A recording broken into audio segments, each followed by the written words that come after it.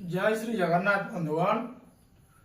आज आम भिडियो जाना जे देव दीपावली कहीं पालन हुए एवं ये प्रथम दिन में महाप्रभु क्या श्राद्ध अर्पण करती एवं दीपदान करते। दुईटी भिडियो देखिले द्वितीय एवं तृतीय भिडियो द्वितीय तृतीय दिन में महाप्रभु क्या श्राद्ध अर्पण करती एवं दीपदान करती।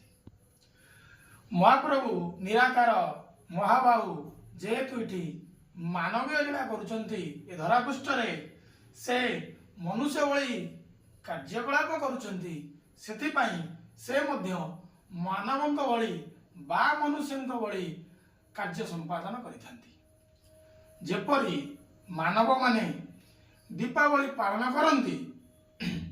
दीपावली रे से माने निजर पूर्वपुरुष मानकु श्राद्ध अर्पण करिथांती बा पितृपुरुष मानकु श्राद्ध अर्पण करती एवं दीपदान करिथांती।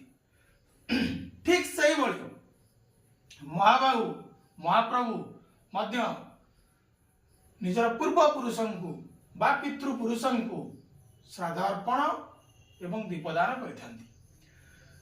एई देव दीपावली श्रीमंदिर रे 3 दिन व्यापी चली था।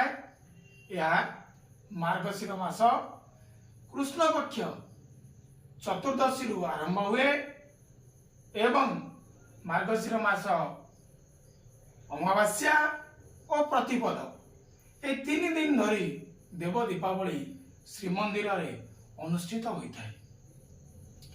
देव दीपावली प्रथम दिन में महाबाहु बा महाप्रभु निजर पितृपुरुष भावे अदिति एवं कश्यपंकु श्राद्ध अर्पण करती एवं दीपदान करिथांती। यह हेउची एई 3 दिन देव दीपावली कार्यक्रम जहाँ श्रीमंदिर रे पालित हुए। धन्यवाद। जय श्री जगन्नाथ।